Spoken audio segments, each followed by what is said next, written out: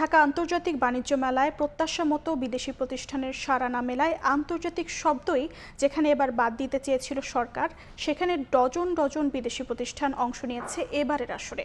কারো কাছে স্টল এসেছে নিত্যপণ্যের মতো হাত বদল হয়ে, কেউ আবার নিজের নামে বরাদ্দ পাওয়া স্টলের অর্ধেক ভাড়া দিয়েছেন আরেকজনকে।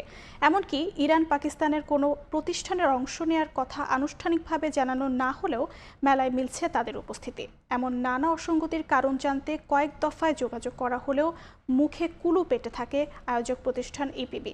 মোমেন হোসেনের ক্যামেরায় অন্তরা সেনের রিপোর্ট।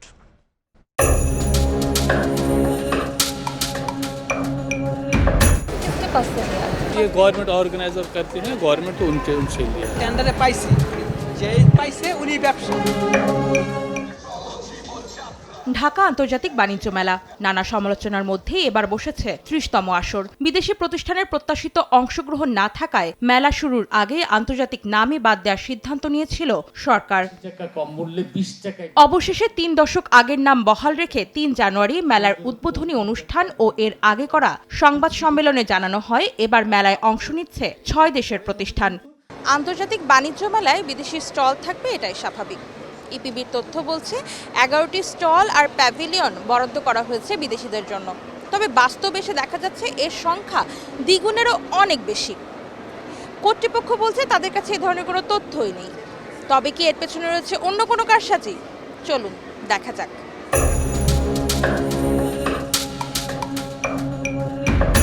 মেলার স্থায়ী ২ হলে ২ দিন ঘুরে দেখতে পাই GS13 স্টলে রহমান ট্রেডিং এর ব্যানারে বিক্রি হচ্ছে ২ আলাদা প্রতিষ্ঠানের পণ্য, ইন্ডিয়ান জুতা আর কাশ্মীরি শাল। ইরান এবার অংশ নিচ্ছে আনুষ্ঠানিকভাবে ইপিবি এমন তথ্য না দিলেও মেলায় মিলছে দেশটির প্রতিষ্ঠানের নামে বিক্রি করা বিভিন্ন পণ্য। একই অবস্থা পাকিস্তানি জুতা পোশাকের স্টলেরও। पाकिस्तानी काफ़ी स्टॉल आए हैं इस वक्त। जहाँ तक मैं समझता हूँ 8 से 10 स्टॉल्स होंगे पाकिस्तानी। বাংলাদেশের সবজি কাটার সরঞ্জামাদি বিক্রির স্টলের অর্ধেকে মিলছে ভারতীয় জুতা। এই ২ হলে একটিতে ২টি করে প্রতিষ্ঠান রয়েছে যারা নিজেদের বিদেশি দাবি করছে। এমন স্টলের সংখ্যা রয়েছে ২৫টি।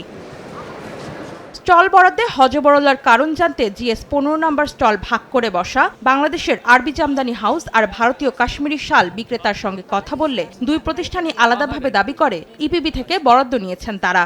हम कश्मीर से ही आए हैं तो कश्मीर का ही लेके आए हैं। किसके पास से लिया? ये गवर्नमेंट ऑर्गेनाइजर करते हैं, गवर्नमेंट तो उनसे लिया। এইটা আপনার টেন্ডারে পাইছি, যে পাইছে উনি ব্যবসা। মাল আমরা না বিক্রি করি আপনার ইন্ডিয়াতে আপনারা এসে বিক্রি ইন্ডিয়া একই দোকান আমাদের, কাশ্মীর লোক নিয়ে আসছে। ইপিবির কাছ থেকে সরাসরি বরাদ্দ না পেলেও GS14 এ বসা হাওলাদার ট্রেডিং এর স্বত্বাধিকারীর সোজা সাপটা জবাব, হাত বদলে পাওয়া এই স্টল আরো দুজনের কাছে ভাড়া দিয়েছেন তিনি, যাদের একজন বাংলাদেশি একজন বিদেশি। স্টল বরাদ্দ ইপিবির কাছ থেকেই তো নিয়েছেন? হ্যাঁ, ইপিবির কাছ থেকে নিয়েছেন পুরোটা, এরপরে হচ্ছে এইটুকু হচ্ছে ওদের কাছে। এটা হলো কি আপনার কি এটা বাণিজ্য মন্ত্রণালয় থেকে অনেকেই নেই, লাইসেন্স আছে তারাই পায়। এটা আমি আরেকজন তো নিছি। আমরা তো আর ডাইরেক্ট এখানে যাইতে পারি না, আমরা ডাইরেক্ট যেতে পারি না, কারণ এটা নিতে হইলে আপনার লাইসেন্স টাইসেন্স লাগে। যার কাছ থেকে নিয়েছেন সেও তো বাঙালি? হ্যাঁ, সে বাংলাদেশি। হ্যাঁ, সে বাংলাদেশি। আমি একই নিছি, যেমন তারা আমাদের সাথে আর কি একটিছে। আয়োজন ওয়াশিং প্ল্যান্টের ব্যানারে বিক্রি হচ্ছে ২ বিদেশি প্রতিষ্ঠানের বাহারি পণ্য।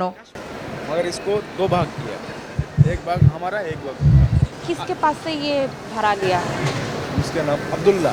अब्दुल्ला, इसका पूरा नाम क्या है? मालूम नहीं है उसका नाम। वो क्या बांग्लादेशी है? हाँ, बांग्लादेश। শুধু স্থায়ী ২ হলে আমাদের চোখে পড়া এমন নানা অসঙ্গতির কারণ জানতে আয়োজক প্রতিষ্ঠান রফতানি উন্নয়ন ব্যুরো ইপিবির সঙ্গে কয়েক দফা যোগাযোগ করা হলেও ক্যামেরার সামনে কোনো কথা বলতে রাজি হননি কেউ। সময় টিভি থেকে আসছে। অন্তরা সেন, সময় সংবাদ, ঢাকা।